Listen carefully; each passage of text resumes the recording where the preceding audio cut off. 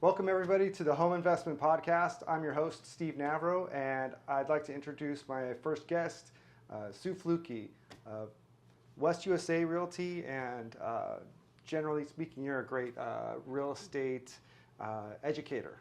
I am. That's what I do. I teach. I've been doing that for 20 plus years.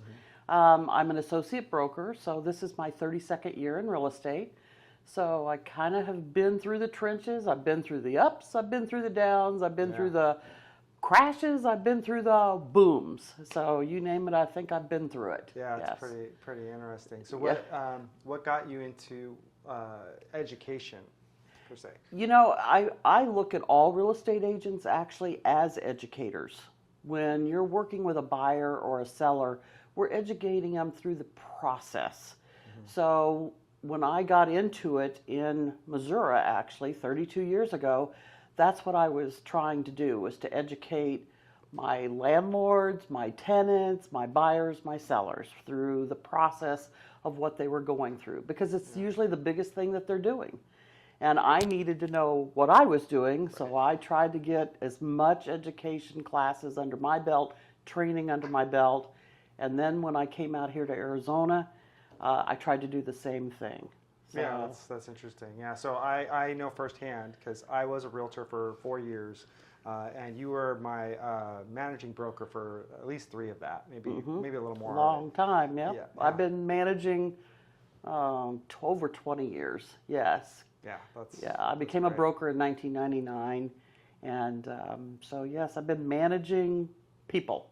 And transactions and training. Yeah, yes. There were many times where I didn't know the answer to something, but I knew I had a resource, which was you, that you either knew it or it was immediately like, let me get back to you on that.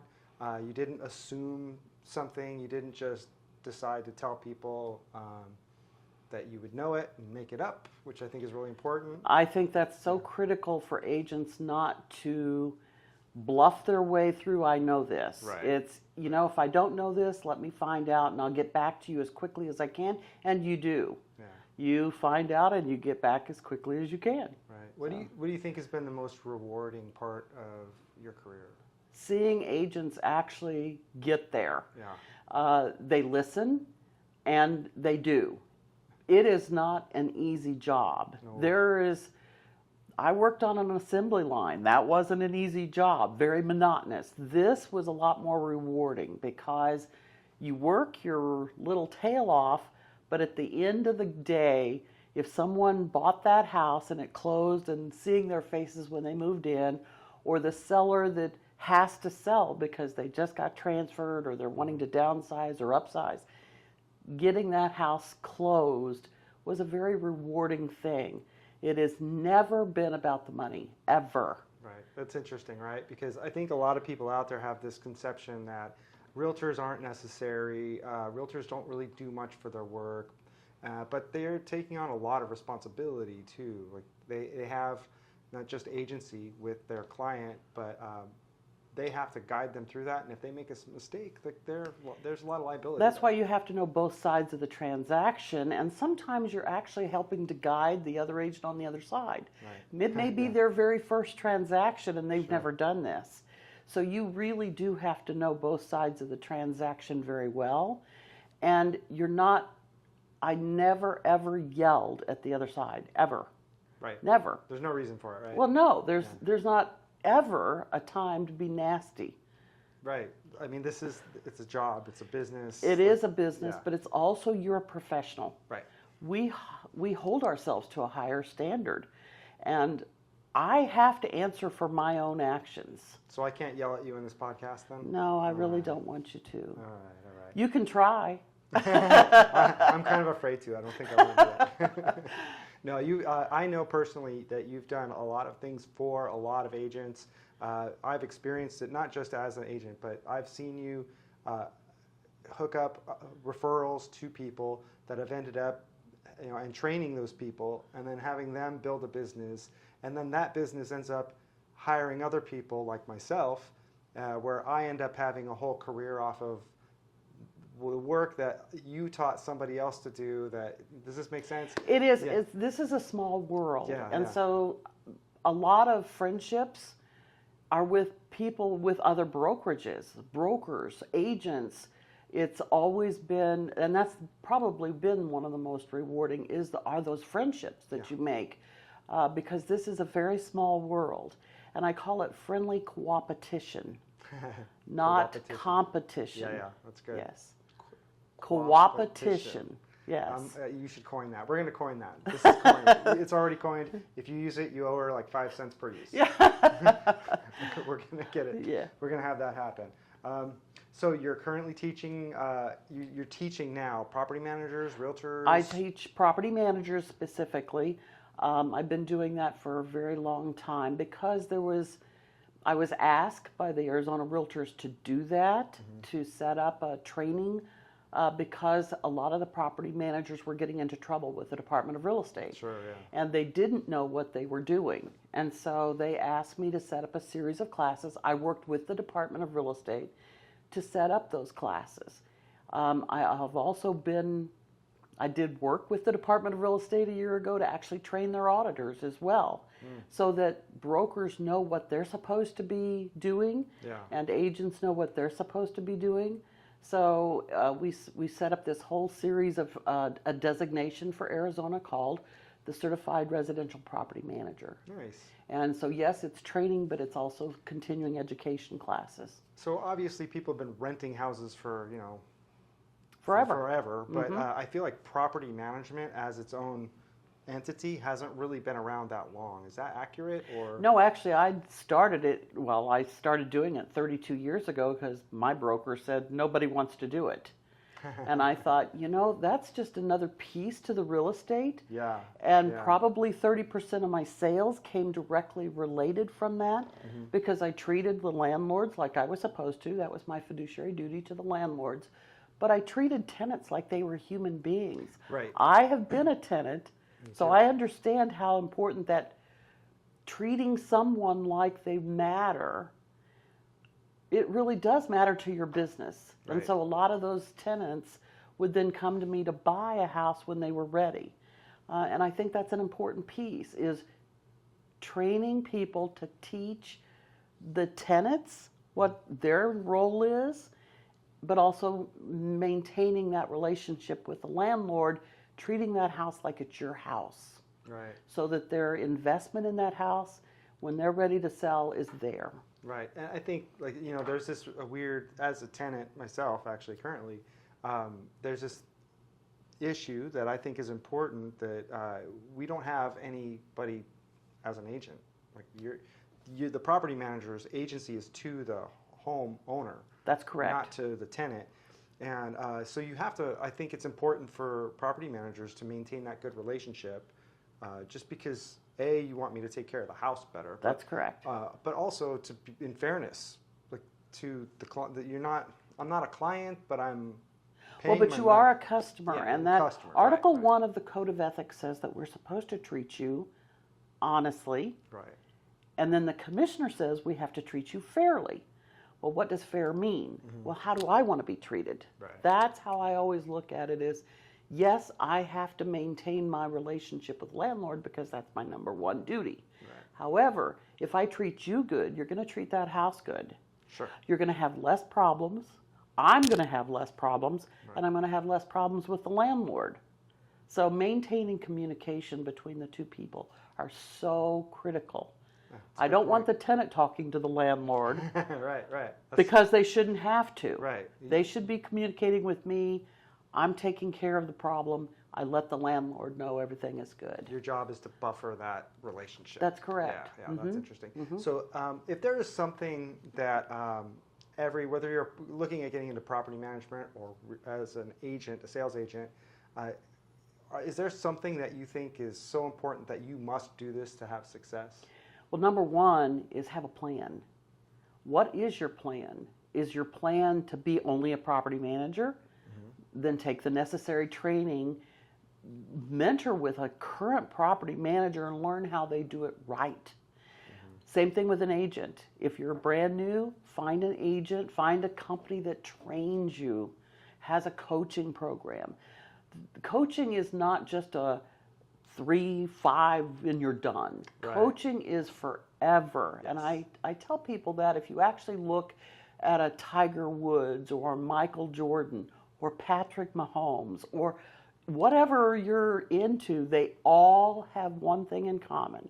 They all have a coach, and they make millions. Right. So why not start off very right in this and get a coach in whatever 100% area agree. you're going to do, whether it's commercial, property management, residential, land. Find someone, find a company that will help you do that. Hopefully it's my company because that's what we do, but it's so important to be with a company. I can't tell you how many times I've talked to somebody and they go, my broker has no clue and won't answer my calls. That's a problem. Find a broker that answers your calls. I agree. Yeah. I think having a coach is so important. I have a business coach. I've actually, had multiple business coaches over the years. I was a part, when I was in real estate, I was a part of a team, and I had that, and Deanne Fry, she was my coach. Right. So I had you on one side if she couldn't answer the question. Right. And I can't tell you how important that was in my development, not just as a realtor, but I think as a person, like being humble enough to like shut your mouth and open your ears, one, is a skill. It's not something It that you're is. just born And with. if you've, having been involved in even my grandkids' sporting world, having a bad coach, you're sitting there on the sidelines gritting your teeth because you can see it. You can see it whether it's in professional football, a bad coach, or whether it's at the local level, even in your real estate. If you're not getting the help you need, then you need to find that. And it's your business. You have to be responsible for that business. Yeah. Yeah. I was on Facebook the other day. A lot of my Facebook friends and followers are realtors, and somebody had posted something that they had taken a client out to 10 homes, and their broker advised them to dump them because they hadn't found a home yet, that they're just looky-loos. And I was like, well, that's 10. First off, 10 homes I don't think is anything really. Like, Well, you can what do if it 5 was in a day. 20 homes? Doesn't matter. It doesn't matter. Yeah. That person is a customer at the moment. Right. That person may not be ready to buy at the moment. Right. It may be next year. Are you just going to dump them? Right. This is a long-term relationship. My very first sale, to this day, that person doesn't know that was my very first sale. And I still maintain a relationship 32 years later. Everybody said, Sue, you'll never make it in this. The key to making it is that relationship. Yeah. Out of the 32 years, I can count on maybe 2 fingers the people I'll never talk to again. Yeah. I get Right? that. Because they were absolute jerks, not only to me, Yeah. but to everybody around them. I don't need that in my life. I would But agree that's with that. 2 out of 1,000, right? I mean, and I think that's like exception to the rule. Exactly. Like, you're not there to be beat up. No. But if somebody is just genuinely looking and can't find something, I think that's a different story. Right, Yeah. right. Yeah. And I think it's easy to understand that difference too. I do. If you really do adhere to the code of ethics, then you really do Right. adhere to the code of ethics. So the industry is changing, right? We've got this landmark decision with NAR that apparently there's collusion among realtors of some sort, where that 6% is. It's never been the norm. Right. In That's what I my was taught, 32 too. years, I have never ever used that. And so I was disappointed. Yeah. I understand why they do it, because usually it's all about the attorneys and what they're doing. So I get that, but I was disappointed because in my 32 years, I've never used this as the norm, ever. Right. You must be tired of this conversation too. I am. Yeah. It is because agents, you have a job. Yeah. What is that job and what are you worth? When you think about when you go in to get your car fixed, here's the job, here's what it's going to cost. And When you sometimes go to the pay more. doctor, here's what it's going to cost. I can tell you my dentist will tell me exactly what that crown's going to cost. Right. This is a job. When you start looking at it as a business, what is your time worth? If you want to do it by time, if you want to do it by percentage, if you want to do it by an hourly basis, you just have to decide what you're worth and be able to say, this is what I charge. Yeah, that's a great way of putting it. And if I don't like what the car mechanic's charging, okay, I go down the road. Right. Yeah, and sometimes you're willing to pay more to a car mechanic because they do a better job. You can trust them too. That's right. Yeah. If I'm looking for someone to operate on my knees, yeah, I'm not going to go to the discount doctor who right. says, okay, I've never done this before, but here. Yeah, I think this will work. Yeah, well, if you're in real estate, I'm going to be looking for that person that actually can explain the process to me, explain exactly what it's going to cost or what I'm going to have to pay to sell my house, and they do the job. So I'm in kind of this unique position as a photographer, real estate photographer. I'm a lot of times in the house. The client is sitting with the agent, and that question always comes up, like, what's this NAR thing all about? And some agents have a great explanation. A lot of the agents are fumbling for ways to explain it. Is there anything that you could, if you could sum it up easy for them, is that even possible to do? Well, we've done a lot of podcast, Zoom calls from our brokerage of talking to agents and how they explain it. But if you're not comfortable, then sit down with your broker. How do I explain this? Yeah, that's good. The biggest thing is explaining you and what you do. That's what we do. And you're with West USA, by the way. I am with West USA. I have been for 11 years. This is only my third brokerage in, well, technically 4, but the first one we merged with another one. So I call it my third brokerage in Arizona in my 20 plus years of being here. So it was very important to find a brokerage that could really teach me, because I still learn, and my agents about what they need to say, what they need to do. You have questions and you find that and have that down. It shouldn't be an uncomfortable conversation. By now, you should know exactly what to say. Yeah, so talk Here's to your what I do. Here's what I charge. This has really nothing to do with what I do.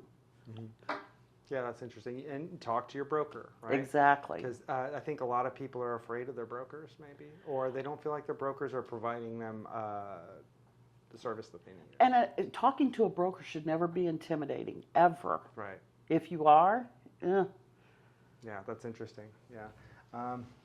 So do you have the industry, obviously we're talking about the changes, but there's also technological changes. a lot. So this is kind of a two-part question, because one, I think you actually, did you go to Washington, D.C. I few years did. ago? What were you doing there? So in January of this year, I went to Washington to a HUD conference on lead-based paint, on what HUD's been doing. I've been to Washington many times to talk to the legislators, to our senators and representatives.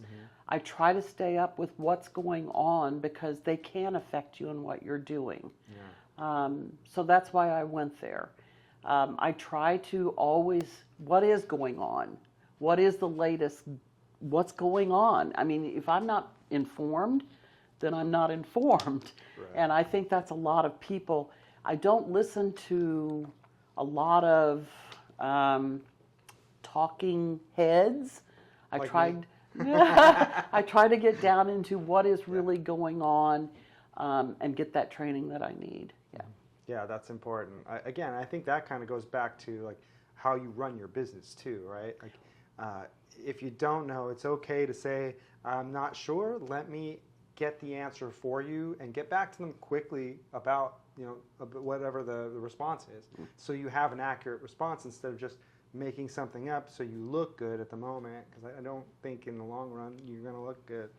No, even right now when the market has slowed down a little bit, I tell agents, then get out there and go to every single new build. Talk to that person. Do it at the framing stage.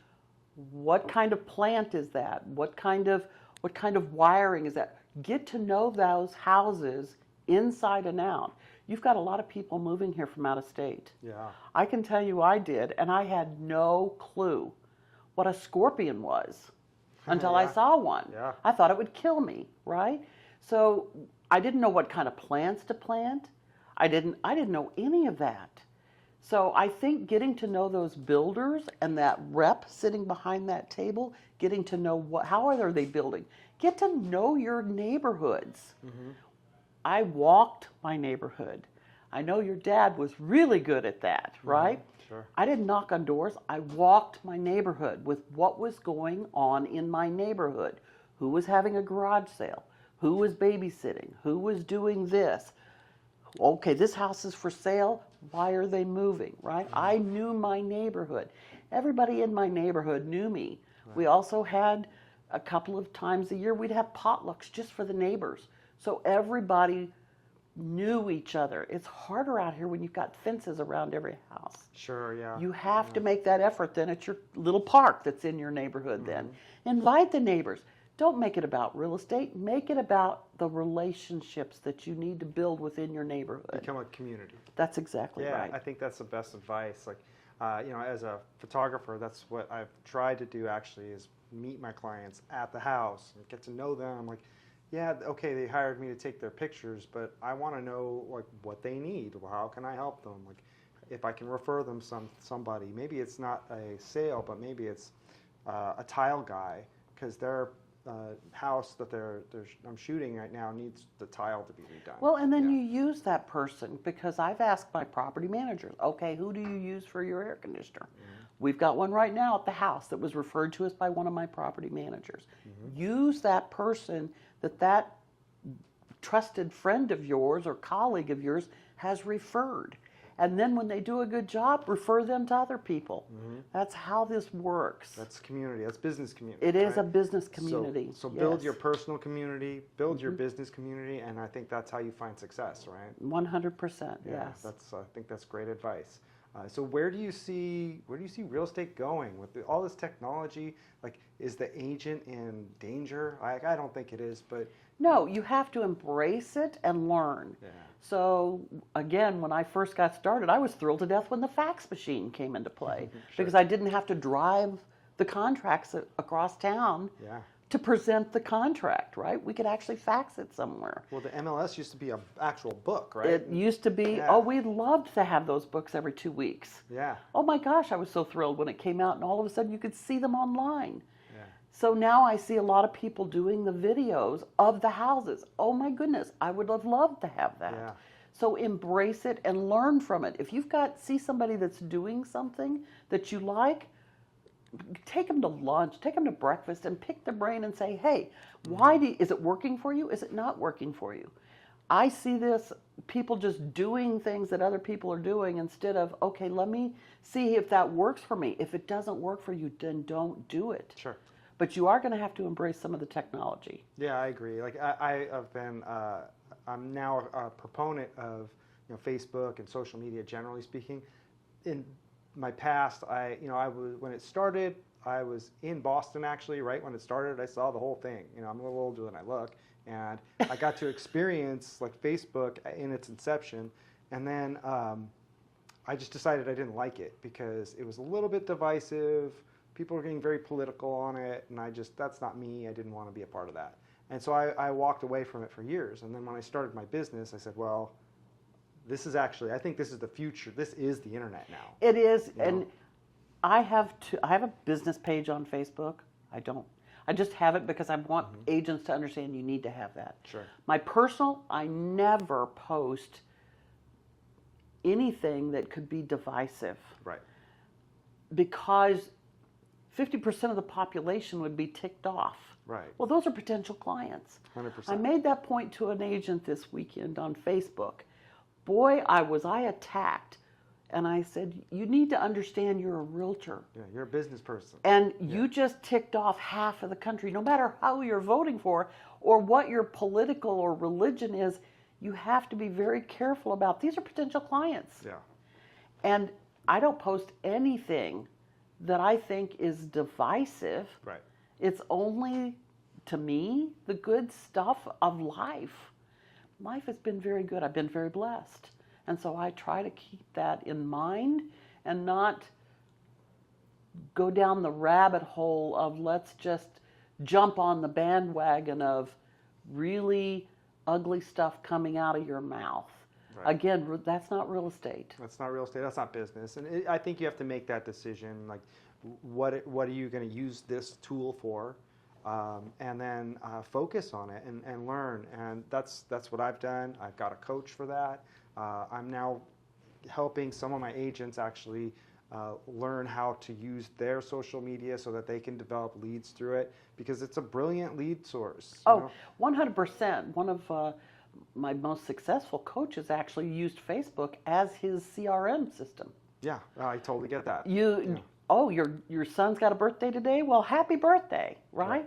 Oh, they just had gotten into the championship football? Yeah, that's so good. Right. Use that as your CRM if you don't use anything else. Yeah, that's a great plan, actually, and it's free, right? It's a free totally CRM. Free. Yeah, I guess in some ways I do use it for that. I never really thought of it that way, but you have your direct messages, and you have it just comes up on your feed like it's so and so's birthday. Or they're celebrating somebody's birthday, and you don't have to spend 2 hours a day scrolling through. A half hour every morning pretty much. Again, that's part of your daily plan is, I'm going to spend this time and this time prospecting. Mm-hmm. Well, part of your prospecting should be Facebook, Instagram, Twitter, whatever that is, working those spheres. That's really what it is. Yeah, it's amazing. Yeah, it's a really amazing, powerful tool. Even agents from other states. I'm friends with a lot of agents across the country. For referrals. That's a great referral. Yeah, right? That's a great referral source. It is a great referral source. That's an excellent idea. I'm really glad that you brought that up. You've been actually a great referrer, not just for me, but for other people. I've seen you, hand out referrals thoughtlessly. It's not like this is just a part of your job and what you do. And I think that is probably what was a part of your success too. And so, this podcast is actually one way for me to say thank you to you. I'm not really trying to. I mean, it's helping me too. Okay, but honestly, you were the first person that I thought of when I decided to do this. My business coach said, "Hey, everybody should have a podcast," and I agreed with it. I didn't know what to do, and I was like, "Well, I bet you Sue Fluke would be an amazing podcast." I think you've really delivered. So thank you so much for doing this. You're welcome. I don't want to take any more of your time up. That's okay. I hope everybody has a blessed Thanksgiving, a blessed holiday in December. Make 2025 a year where you really hit your goals. Mm-hmm.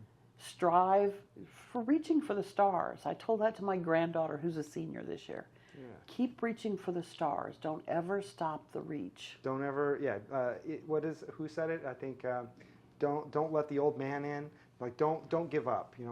Ever. Don't think you're too old to start something new, or just to go do what you've always wanted to do. The journey is a step at a time, and when you reach that first goal, you're going to go, "Yay! Okay, now set up another one." What's the next one? Yeah. What's the next goal? What's the next goal? Mm-hmm. Yeah. Is there anything that you want to talk about for yourself, promote your business or anything? No, actually, I am all about promoting other people's business right now. My life is good, happy with my teaching. It's all good. Excellent. Well, thank you so much for doing this with me. It was a pleasure having you. This is the Home Investment Podcast, and we're just shooting from the hip from now on. So thank you so much. Have a great day.